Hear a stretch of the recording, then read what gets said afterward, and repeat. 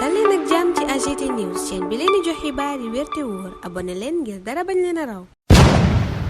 AGT News mbokki internet yi AGT News dal leen ak jàmm waa ONU dal dinañ addu ci li ñeel situation bu Sénégal porte-parole bi nga xam ni moom moo nekk ca Haut Commissariat des Nations Unies aux droits de l'homme di wuyoo ci turu Seif Magango dal dina ci addu dañuy boole di jàng bataaxal bi en français teg ci di ko expliquer ci kàllaamay wolof donc nous allons cumuler la lecture en français et les explications en wolof. Selon le communiqué, nous sommes profondément préoccupés par l'évolution de la situation des droits de l'homme au Sénégal ces dernières semaines. Au moins 16 personnes ont été tuées, 350 blessés et plus de 500 arrêtés lors des 3 jours de manifestation entre le 1er et le 3 juin. ñoom ñi nga xam ne nag ñoo yor lu jëm ci wàllum droit de l'homme foofee ca Nations Unies ñi nga xam ne ni am nañ jàqare bu baax a baax ci liy xew jamono ji ci réewum Sénégal. Gis nañ ne ci semaine bii ñu weesu am na lu tollook fukki nit ak juróom-benn yoo xam ne ñàkk nañ seen bakken ci manifestation yi fi daal di woon am na itam ñetti téeméer ak fukk ñoo xam ne dañu cee jëlee ay gaañu ëpp juróomi téeméer yoo xam ne jamono ji ñu ngi leen daal di téye ñu nekk ci loxoy yoon. L'utilisation d'armes à feu par les forces de sécurité lors des manifestations constitue un sombre précédent pour le Sénégal. ñoom nag ñu ne la nga xam ne takk der yi def nañu ko muy jël ay fetal daal di koy utiliser jamonoy manifestation yi nekk na loo xam ne lëndëmal na kanam gu rafet ga nga xam ne Sénégal moom la mësoon a am adduna bi yëpp daan ko xoolee. Nous notons que les autorités ont ouvert des enquêtes et nous leur demandons de veiller à ce que celles-ci soient rapides, indépendantes et approfondies et qu'elles amènent toutes les personnes trouvées responsables d'un usage de la force injustifié ou disproportionné à rendre compte de leurs actes quel que soit leur statut et leurs affiliations politiques. Le Haut Commissariat des Nations Unies aux droits de l'homme offre son assistance à cet égard. ñoom nag ña ngay xamle ne Sénégal li nga xam ni am na fi jamono ji ñu toll nii kenn waru koo bàyyi mu jàll loolee lépp nga xam ne ay jafe-jafe la ñu daal di koy dund état bi ubbi na ci ay enquête waaye nag la nga xam ni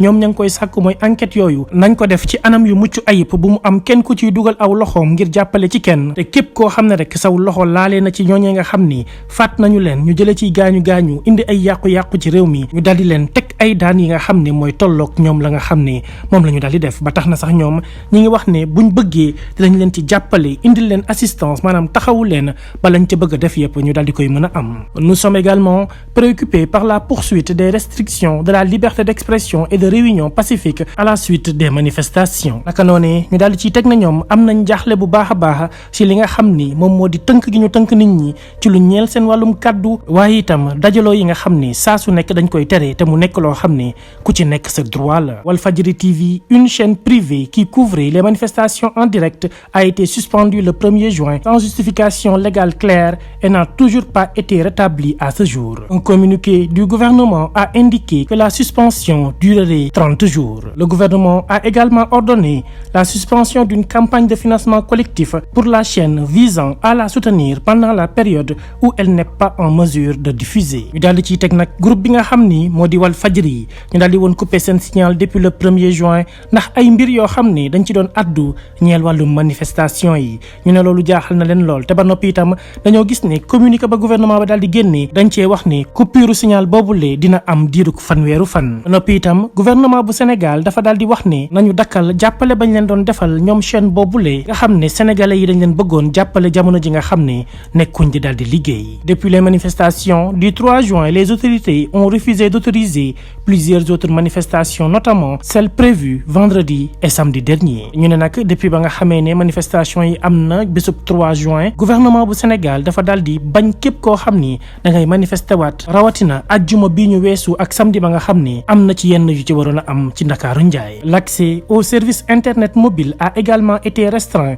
entre le 1er et le 6 juin au motif de mettre fin à la diffusion de messages haineux et subversifs. ñoom nag ñu ne seetlu nañ itam ne wàllum internet mobile dañ koo daldi woon coupé ci Sénégal li ko dalee benn fan ba juróom benni fan ci weeru juin état bi li mu joxe woon comme raison mooy dafa am yu ñu doon jàllale yu xam ne dafay daal di jur ay fitna na ci réewum Sénégal. waa droit de l'homme daal di ciy teg ne les restrictions à l'utilisation d'internet doivent être fondées sur une loi sans ambiguïté et accessible au public. Elles doivent être nécessaires pour atteindre un but légitime tel que défini dans la législation sur les droits de l'homme, proportionnel à ce but légitime et non discriminatoire. ñoom nag ñu ne lépp loo xam ne daa jëm ci wàllum couper internet ak nit ñi nañ koy daal di jëfandikoo dafa war a tegu ci lu leer nañ lu amul benn sikki sàkka saa su ne war nañ ci di ci sóoraale li ñeel wàllum droit de l'homme maanaam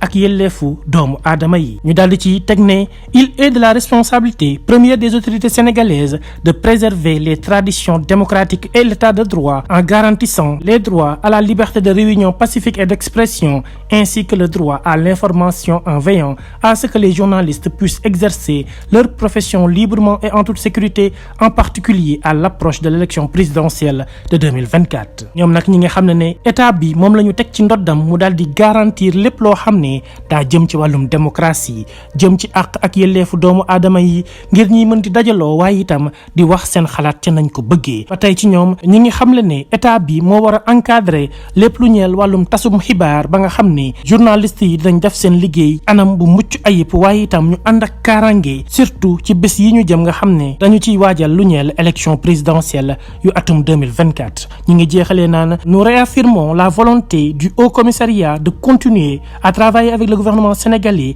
la société civile et d'autres partenaires pour renforcer la promotion et la protection des droits de l'homme dans le pays. ba tax na ñoom la ñu jeexalee mooy que ne ñi ngi daal di feddaliwaat seen kóllëre seen diggante ak réewum Sénégal surtout nag gouvernement bi waa société civile bi ak képp koo xam ne rek fas yéene ngaa nekk partenaire ak ñoom ngir ñu daal di delloowaat lépp loo xam ne dafa ñeel wàllum àq ak yelleefu doomu aadama yi ci réewum Sénégal bu ko defee ñëpp daal di mën a nekk ci jàmm. lii mooy bataaxal ba nga xam ne tukkee na ca Haut Commissariat bu yor lu jëm ci wàllum àq ak yelleefu doomu aadama yi ca fa ñuy woowee Nations Unies. AGT News.